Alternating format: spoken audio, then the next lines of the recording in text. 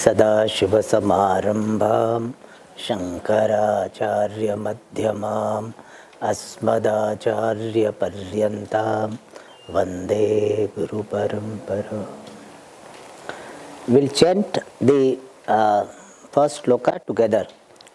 Pratah Smaranam Bhavabhitiharam Suresham Gangadharam Vrishabhavahanam Ambikesham Katvangashoolavardabhayahastamisham Samsararogharamaushadamadvitiyam. Now second also we can chant together. Pratar namami girisham gir.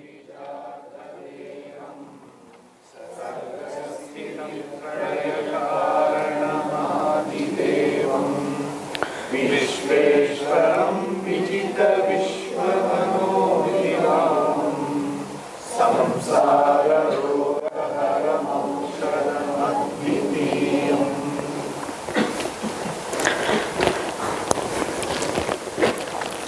So we are seeing the second shloka. Pratar namami. In the morning I salute, express my surrender to the Lord who is Girisham. Girisham, one simple meaning, Girau Shete iti Girishaha, or Giri, Saptami Vibhakti. Gir means speech. Giri, Vedavanyam, Shete, Veda Pratipadyattvena Asti or Vartate is Girisha. Means one who is available as the subject matter of Gir. And Gir has got the meaning Vedas. Speech representing Vedas. So Bhagavan Shiva is the ultimate subject matter of the entire Vedas. But Swamiji, in Bhagavad Gita, Krishna also says, Vedescha sarvairahameva vedyaha. Lunchtime has not come, but just this 15th chapter, because the moment we hear 15th chapter, our hunger comes. Pasi. So, there Bhagavan Sri Krishna also says, Vedesha sarvehi ahameva vedyaha. Means I am something to be known through Vedas. So Swamiji, Krishna is the subject matter of Vedas or Shiva is the subject matter of Vedas? After, like some people know in politics, he said, in which party you are?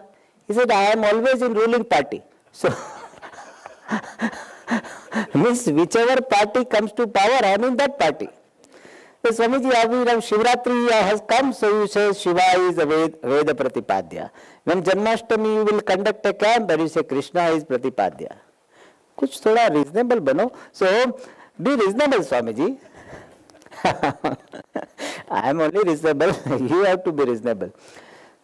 So, when we say Shiva is the Pratipadya or Veda Pratipadya, what Pratipadya means subject matter. Shiva is the subject matter means what really Shiva is, that is the subject matter. And what really Shiva is? Satchidananda. And Satchidananda Shiva or Satchidananda you can call Krishna, that is the subject matter. So nothing wrong in saying Shiva is Pratipadya or Krishna is Pratipadya. Why? Because Shiva also is Satchidananda. Krishna also is what? Satchidananda. In fact, if you have courage to say, you can say, I am subject matter of Vedas. Himmat chahiye, courage. When you look upon yourself as Satchidananda, you can say, I am the subject matter of Vedas. Everybody is studying me. How nice. Attending 2 days camp, 3 days camp, 1 week camp, 1 year course, 2 year course. Studying what? Studying me. but not this individual me. What really I am. So, I Satchidananda am Veda Pratipadya, the subject matter of Vedas. Therefore, I also can be called Girisha. But you should have courage to say that. Naini Swamiji, if I say like this, Shiva will be angry with me. Then you don't say. If you are afraid of Shiva, that if I say I am Girisha, Shiva will be angry. Who are you to tell? It is my position. Why are you saying I am Shiva? If you are afraid, then don't tell. But if you have conviction of your understanding, you can say this is the same thing. I am Girishaha, the subject matter of Vedas. And Girijardha Deham. Shiva is having Girija Parvati as the half of his body. And we saw that Parvati and Shiva are non-separate from each other. Yesterday we had referred to this. Vagartha viva samprukto vagartha pratipattaye jagatah pitaro vande Parvati parameshwaro. Like words and meanings are non-separate from each other, similarly Parvati and Shiva are non-separate from each other. Alright, therefore Girijardha Deham. And we saw the little bit gender issue in this. And the first thing is respect your gender, respect the gender of the body. Then see that I am both and see you are beyond both. Since you are beyond both, you alone are expressing as both. I alone am in the form of all men, all women, but I myself am free from any gender. We don't use the word transgender because it has got different meaning nowadays. But really, I transcend all genders. I, consciousness, do not have any gender. I, existence, do not have any gender. I, Ananda, Atma, do not have any gender. And I, Satchidananda, alone am appearing in the form of all the people with all genders. This is the vision of Vedanta. Okay, then the next one. Sargasthiti pralaya karanam adi devam. So the first word is Sargasthiti pralaya karanam. Lord Shiva is the cause of Sarga, creation, Sthiti, sustenance, Pralaya, resolution. Lord Shiva is the cause for creation, sustenance and dissolution of everything, of the world. So we can add the word Jagat. Jagat Sarga Sthiti Pralaya Karanam. I am the cause of creation, sustenance and dissolution of everything. Here, of course, Lord Shiva, finally I can say I am, but here I little bit jumped little bit. So, we are now to stay with Shiva. Shiva is Sarga Sthiti Pralaya Karanam. And here, since we have little time, I would like to introduce one important part of Vedantic teaching. Since here we have come with the expectation of learning some Vedanta, therefore I will share one important part, essential part of Vedantic teaching. As we have seen earlier, the vision of Vedanta is Sarvam Brahma Tad Brahma Tvamasi. This much is Vedanta. Essential is this much only. Sarvam Brahma Tad Brahma Tvamasi. Everything is Brahma, that Brahman you are. This is the vision conveyed, revealed by Vedanta, by the Acharyas with the help of Vedanta. But this is too much for most of the people. Those who are serious, those who are taking this teaching of Vedanta seriously, for them initially it would look too much. Because it amounts to say, I am everything. I mean, I don't feel I am that lady, I am that chair, I am that table, I am this mat. I don't feel so. And you are saying everything is Brahma, and you are that Brahman, means I am everything. Sorry, I don't think so. Therefore, Vedanta and our Acharyas, our Sampradaya, our tradition of teachers, they adopt a particular method based on Shruti only. And that method of communication is called Adhyaropapavada. Adhyaropa Apavada method. Sanskrit it is called Adhyaropa Apavada Prakriya. This is the essential part of Vedantic teaching. Adhyaropa Apavada Prakriya means the method of communication involving Adhyaropa, superimposition, Apavada, negation. Superimposition, negation method is called Adhyaropa Apavada Prakriya. Acha, and what is that?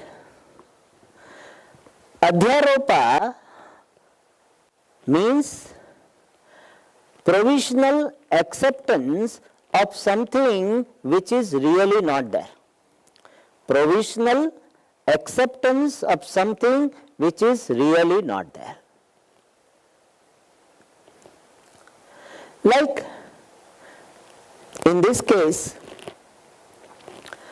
there is no substance called the world apart from Brahma.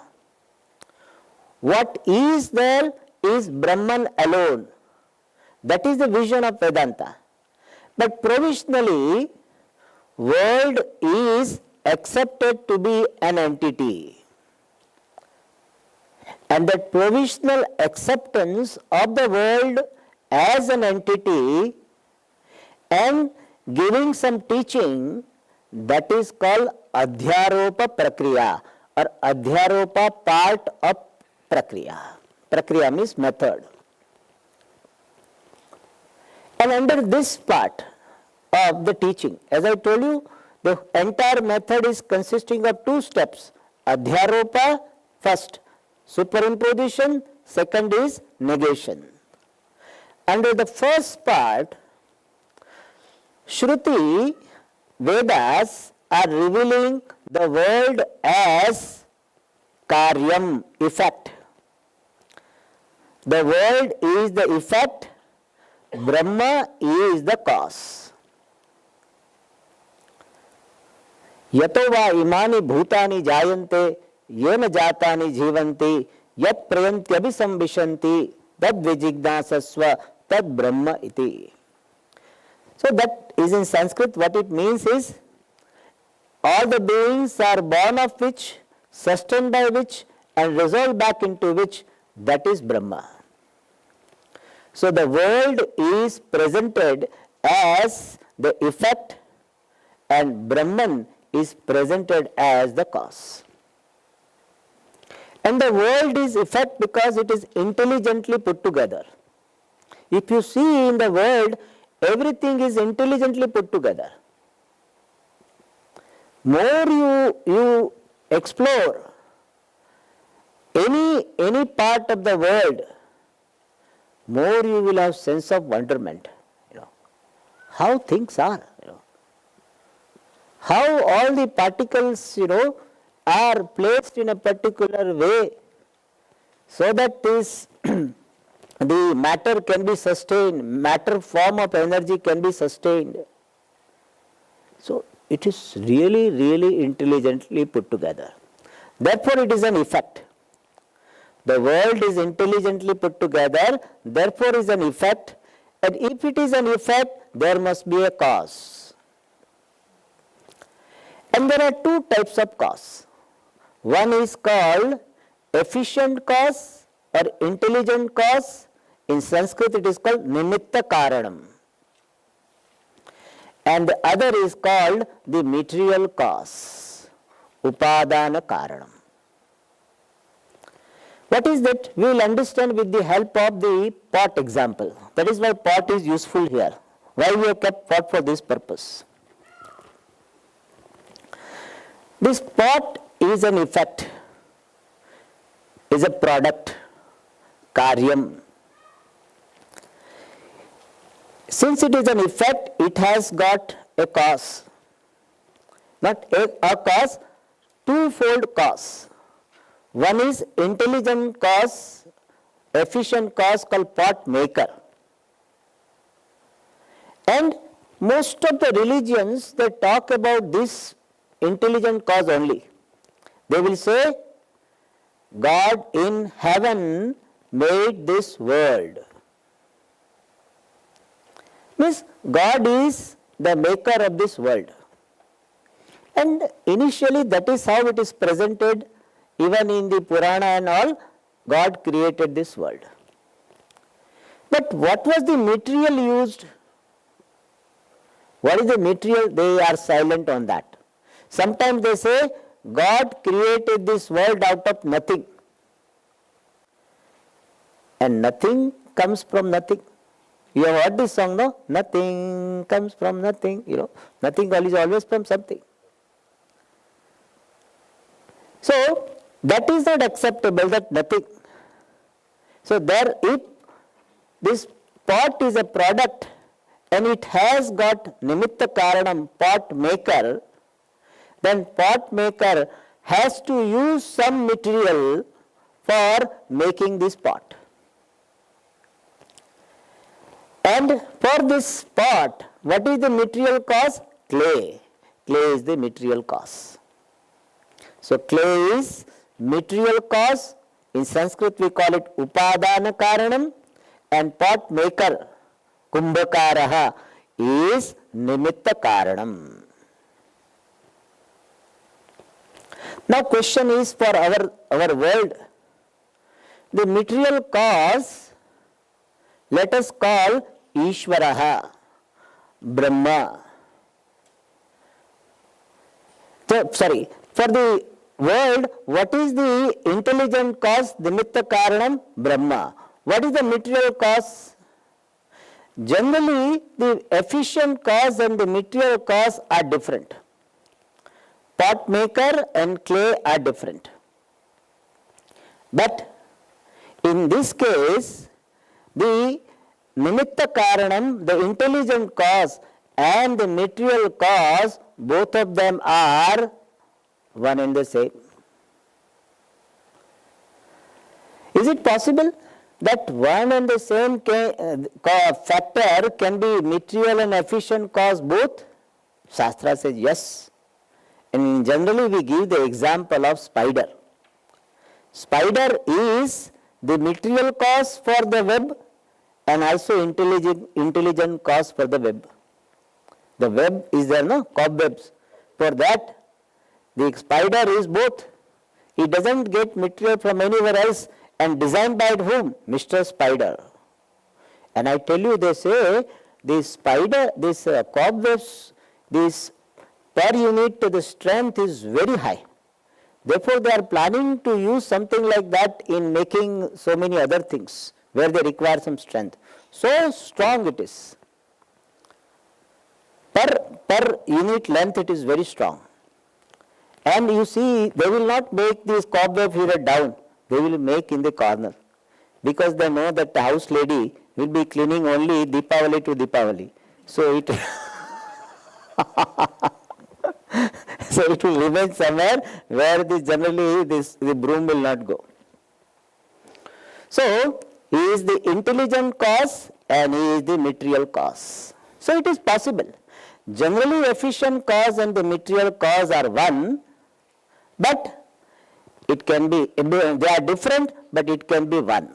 Generally they are different, but in some cases both of them can one and the same entity. But still, Swamiji, this spider, something different. It is an intelligent and material cause. It doesn't look perfect example. Because spider can go away from the web. Whereas the clay cannot go away from the pot. Therefore, this example is a very good example, but some limitations are there. Therefore, we give another example. Because no example is perfect. Therefore, we go to another example, and that is your dream example.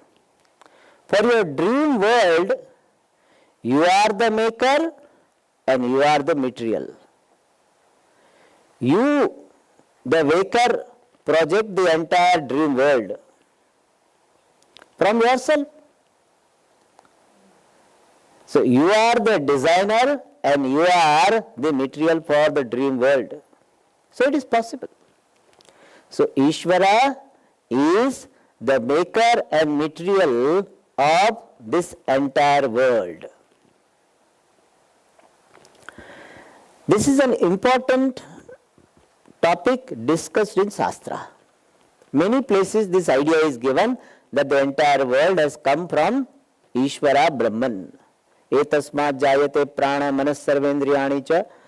In Mundaka Upanishad, Kaivalya Upanishad, this idea keeps coming. Now, at this juncture, we analyze the nature of effect and the cause. Having presented this first point, that the world is the effect and Brahman is the cause, we say let us have some what is called some deeper analysis, some pause here, and let us analyze little more. This pot is an effect. If I ask you what is this, you will say pot. But if somebody says it is clay, suppose it is said, somebody said it is clay, is he wrong? Is he wrong or right? What do you feel?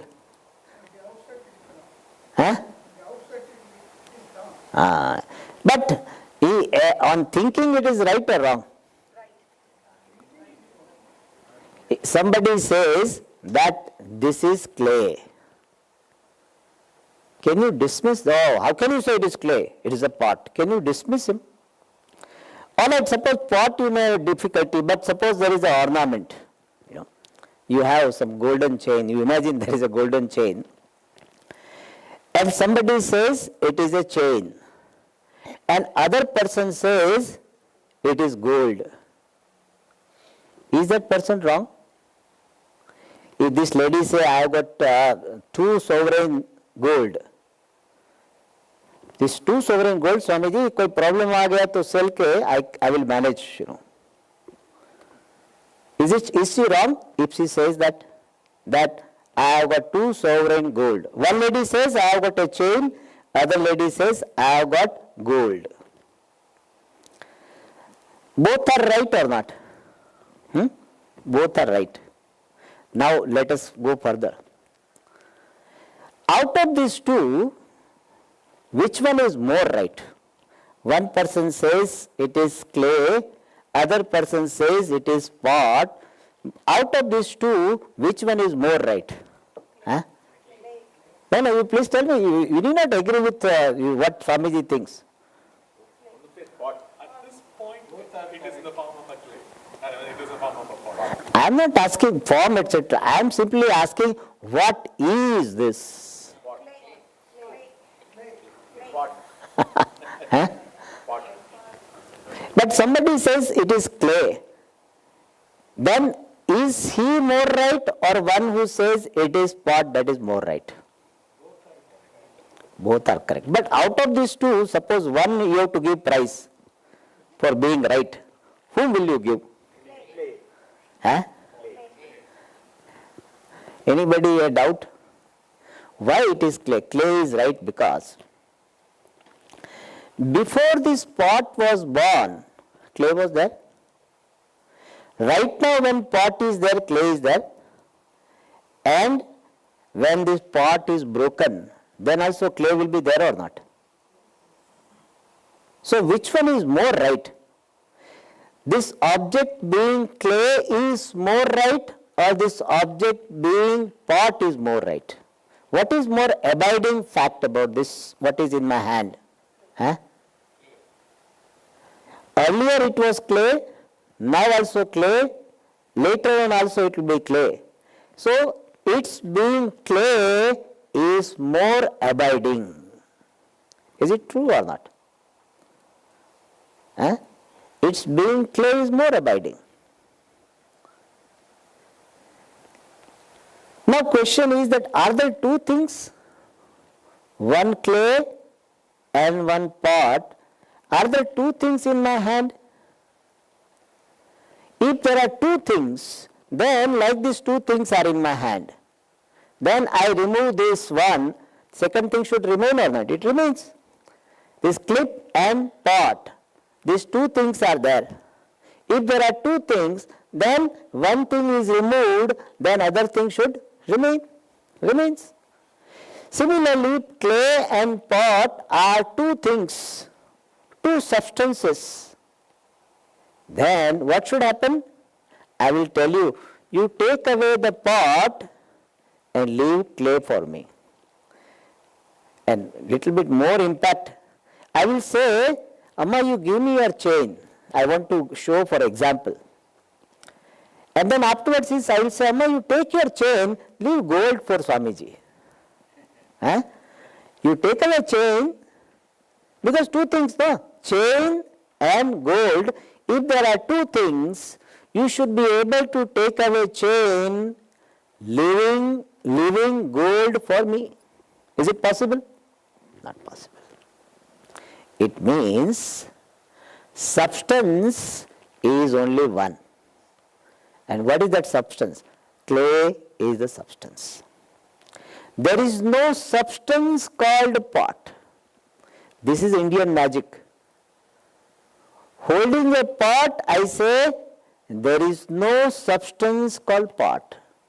Pot disappears. Substance is only clay. Clay is the substance. So what is there? What is there as a substance is only clay. Clay alone is there as substance. Mrittika ityeva satyam. We are studying Chandogya in our classes, so there Mrittika ityeva satyam. What I am teaching is there in Chandogya, 6th chapter. Mrittika ityeva satyam. But something is there, no? Pot, we are calling pot something. Yes. This pot is a name given to a form of clay. Pot is a name given to a form of clay. When clay assumes a particular shape, particular form, particular attribute, then we give a name called pot. And name does not have existence or relevance without form. And form does not have any independent existence apart from substance. Is it clear? Name does not have relevance without corresponding meaning, form. If I say Gagapugaya, you ask me, what is this? It is Chukachugaya. It has no meaning. It has no relevance because there is no corresponding form. So name has got relevance when there is corresponding form. And form does not exist as a substance apart from the cause, clay. I say pot is a name given to a particular form. But does form exist apart from clay? The cause? It does not. Can you have a form without substance being there? Cannot have. Even when you imagine then form will be with reference to some substance. Some substance you will be imagining, you may not be aware of it. You may say, Swami, I can just draw this pot. But still it has got a substance. Some paper is substance or ink is substance. Substance has to be there. Form cannot exist apart from substance. So what is this effect? Effect is only a name given to a form and which does not have any substantial existence. So what you are calling a pot is nothing but clay with given names and forms. Clay with a name and form is called a pot. Clay with a particular form is given a name, pot. There is no pot effect apart from the cause. Cause alone is. Effect is only for transactional purpose. It does not have any independent existence. It does not have independent reality. And that which appears, comes to your experience, but does not have independent existence is called mithya. Mithya means what? That which does not have independent existence, but comes to your experience. That is called mithya. So, karyam mithya. Mithya means what? Not existing independently. So, pot is mithya and pot represents all karyam. Therefore, karyam is mithya. And what about the world? The world is karyam. Therefore, world is mithya, jagat mithya. Some people have allergy to this sentence itself. Especially Dvaita and Vishishta Dvaita, they will be angry if you say jagat is mithya. And they will say like this. They say, if everything is mithya, then why are you not eating stone? Stone also is mithya, roti also is mithya. Then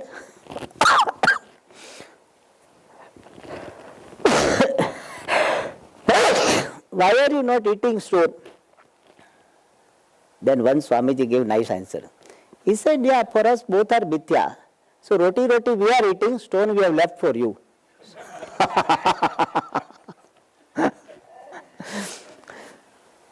So they have resistance because they have not understood what we mean by the word mithya. Let us be a little bit clear. By the grace of Shiva, let us be clear. What? Mithya does not mean it is not available for experience. Mithya padartha, mithya thing, unreal thing, mithya in English is called unreal. Unreal also has got experienceability, is available for experience. Mithya is available for specific transaction. Transactability also is there. Mithya has got utility also. So utility is there, transactability is there, experienceability is there. Mithya doesn't mean that doesn't come to your experience. Mithya doesn't mean it is not useful. Mithya doesn't mean that it cannot be transacted with. In fact, nowadays, modern days, it is very, very easy to understand this, how something can be mithya and still available for transaction. I generally give the example of this Sensex index. You know, BSc, NSc, you know, those who they know, BSc, NSc is there. Is there any reality of it? Is there a substance called BSc? I ask you, show me where is BSc? There is no substance, BSc. Is a Bombay Stock Exchange. Is there any really substance? No substance. You have considered, I think, 30 shares, no? 30 companies. 30, if I remember correctly. And then you call Sensex index. You started something with some bottom line and you call this BSc is some this many thousand, etc. Really, it doesn't have substantiality. But very useful. People are eager to know what is going to be the market on Monday, Tuesday. So certain things really do not existing. Even Vyavaharik empirically doesn't exist, but available for transaction. That's why we have got now word virtual reality. Virtual reality, is it available for your experience or not? You can experience, no. Virtual experience means seeing. You are seeing. You are seeing, but it does not exist. So don't think that if something is unreal, how can I experience? Unreal also can be experienced. Many times you might have seen a rope and what is there is a snake. What is there is a tree and you see it as an elephant. I have seen like this. What was there is elephant at the tree and I thought there is an elephant. In Anaikatti, elephant keeps coming. So mithya means it is not having independent existence. So the world is mithya means the world does not have independent existence. Independent existence belongs to the cause. What is the cause? Brahma. So Brahman alone is Satyam, the world is not Satyam, otherwise called Mithya. This is what we arrive by the Adhyaropa part of communication. And then we go to the next stage and we say that Apovada stage we are entering into and say the world is really not there. The effect is really not there. Therefore, the status of Brahman as Karanam, the Karanatvam also is really not there. When the child is imaginary, then the parent status of a person is also what? Imaginary only, superimposed only. And therefore, Brahman which was said to be Karanam earlier is not a Karanam. Because effect itself is really not there. Therefore, in the Adhyaropa stage, we said that Brahman is the Karanam, Jagat is Karyam. Now we understand that there is no substance called Jagat. Therefore, Karyam is not a substance and therefore Karanam, Brahman as a Karanam is also not there. So, Karanatvam of Brahman is negated. And what we appreciate?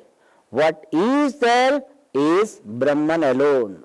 All that which is called world is nothing but Brahman alone. And this Brahman can be appreciated as existence. So when you say pot is, that is Brahma. Pot is shining, is available for knowledge, is being evident, that evidence, consciousness is Brahman. And when we try to understand what is that Brahman, world is really not there, Brahman is, but what is the Brahman? Jagat is Mithya, Brahman is Satyam, but what is that Satyam? Thoda Atma, you give me. First of all we say, Brahman, which is the only reality, is not any object of this world. So don't think that Brahman is sitting somewhere waiting for you to reach and you say, aha, you got it, you got me, finally you got me. There is no some Brahman sitting there. Brahman is not an object. Is Brahman the body? Body also is part of the world. So, Brahman is not in the form of this body alone. Brahman may cover everything, but this body itself cannot be the nature of Brahman. What about the mind? Mind also cannot be called Brahman. Then what is that Brahman which is the reality? When the world is cognitively negated, body is negated, this mind is negated, what remains as the observer of the presence and absence of all objects, that observing consciousness, that witnessing consciousness is Brahma. So what is Brahma? Brahman is this witness consciousness, and that is the message conveyed by Tat Tvam Asi. All that is here is Brahma, that Brahman you are. It may be a little too much for some people, but that is the reality. And to convey that, we have got the expression like this, Sargasthiti Pralaya Karanam. In Adhyaropa Dasha, we call Ishvara to be Sargasthiti Pralaya Karanam. And this word Sargasthiti Pralaya Karanam is used always for Upadana Karanam, the material cause. For pot, we can say clay is the cause for creation, sustenance and dissolution. Means what? Pot is born of clay, sustained by clay and resolved back into clay. Same thing we cannot say with reference to pot maker. We can say pot is born of pot maker, perhaps we can say, by we say this product is from this company. Similarly, we can say this product is coming from this pot maker. But can you say this pot is sustained by the pot maker? This pot, is it sustained by pot maker?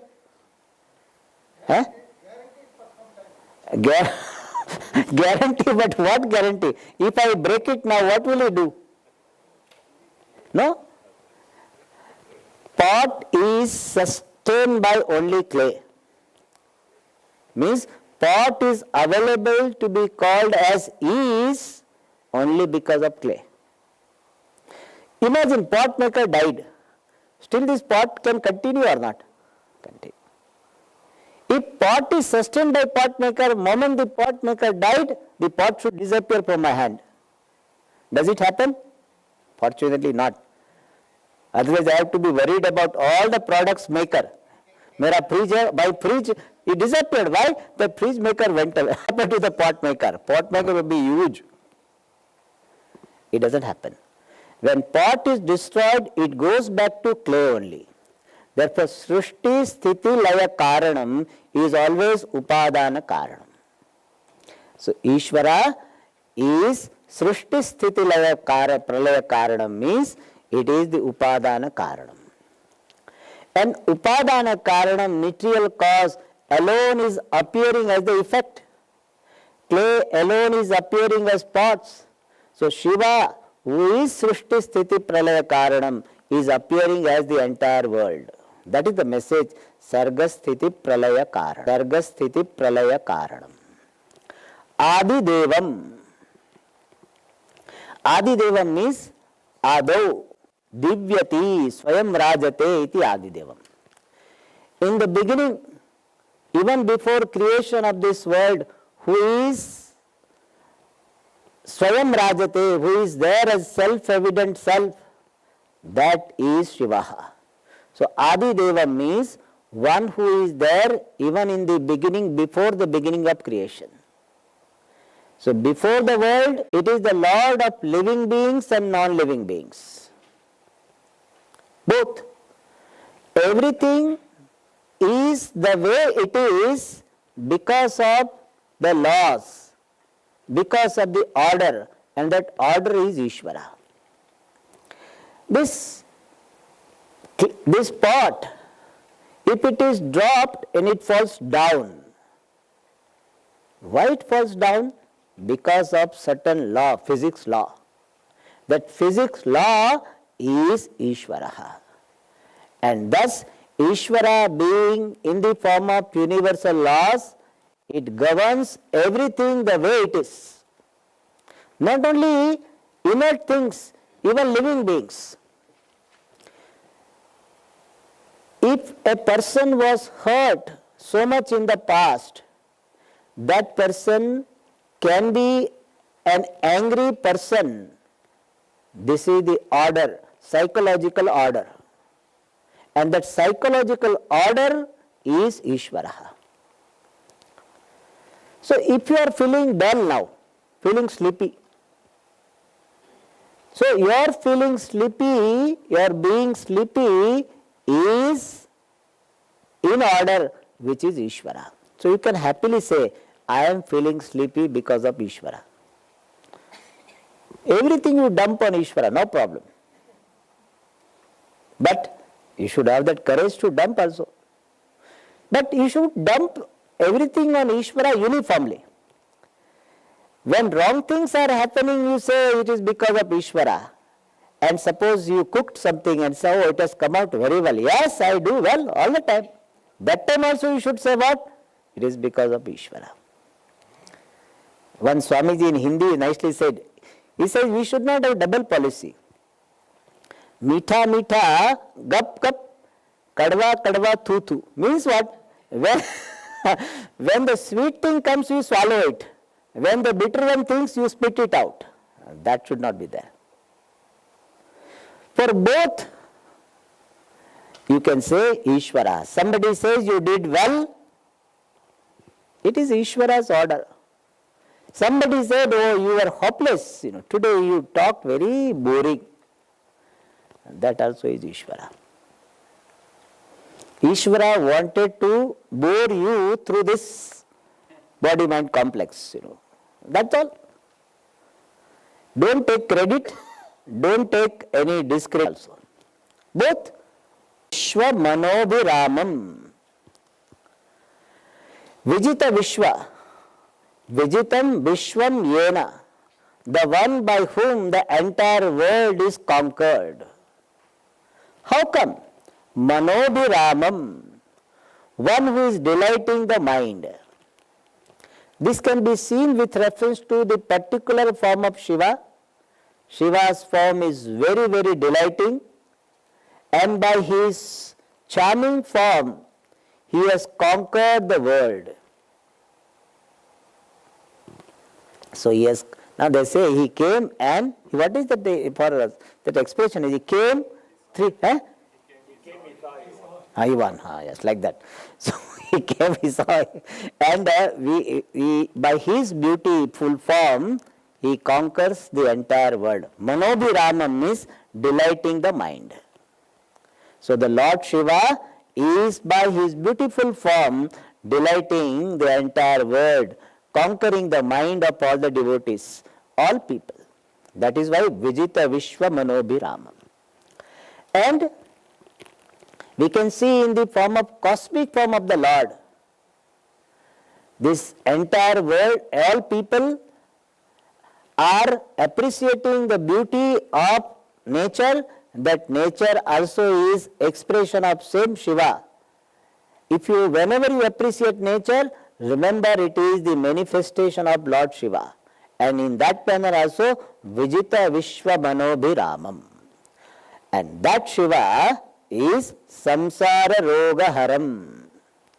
It is the Aushadam, medicine, which removes the roga, the disease of samsara, disease of bondage. And therefore is samsara roga haram aushadam, advitiyam, matchless.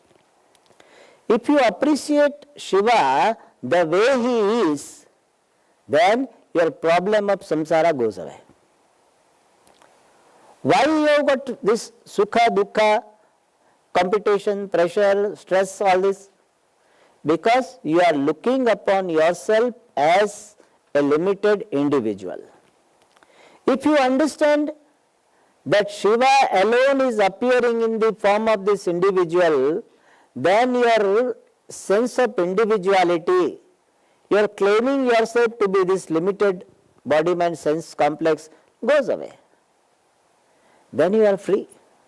You are holding on to small things and therefore you have got problem. If you let go of your smallness and own up the allness, which is the nature of Shiva, there is no problem. Problem is you are holding on to the small body mind sense complex, and you say, Swamiji, I am very fat, I am getting very old. Now many people have started calling me auntie, auntie, auntie. I don't like to be called auntie.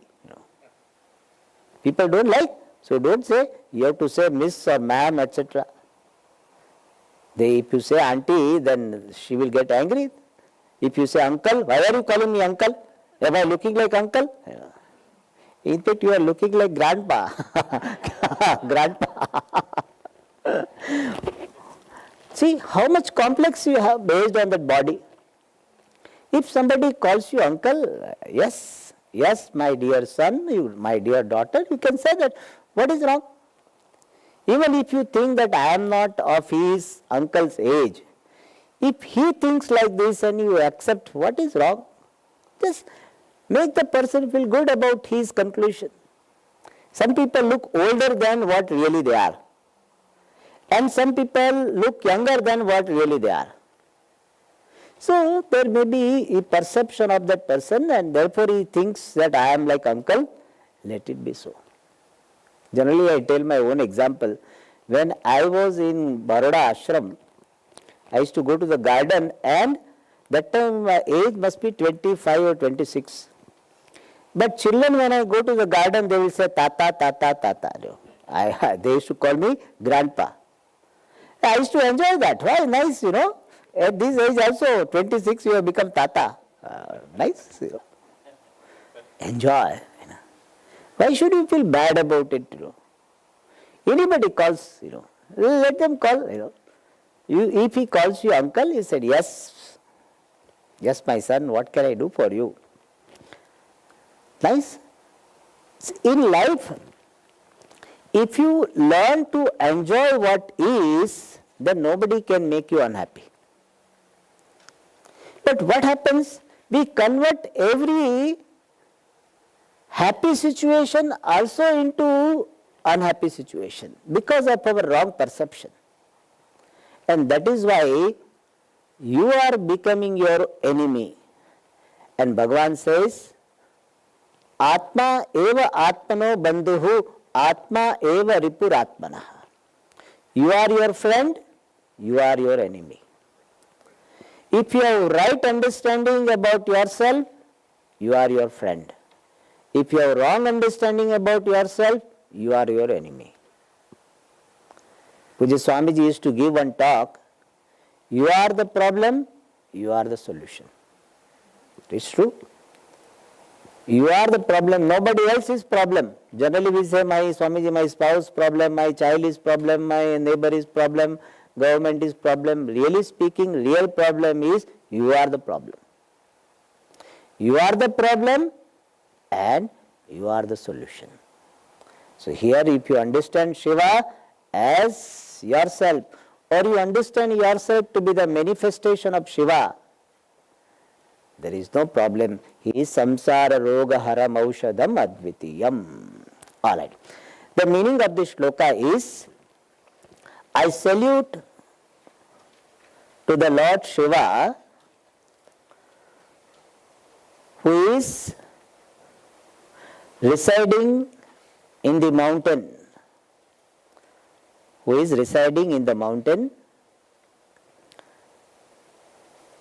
having Parvati as his half body, is the cause of creation, sustenance and dissolution. And he is the foremost God.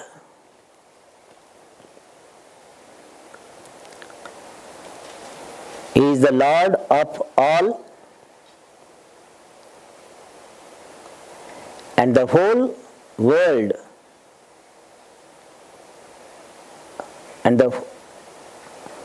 world is conquered by him, as he is delighting the mind.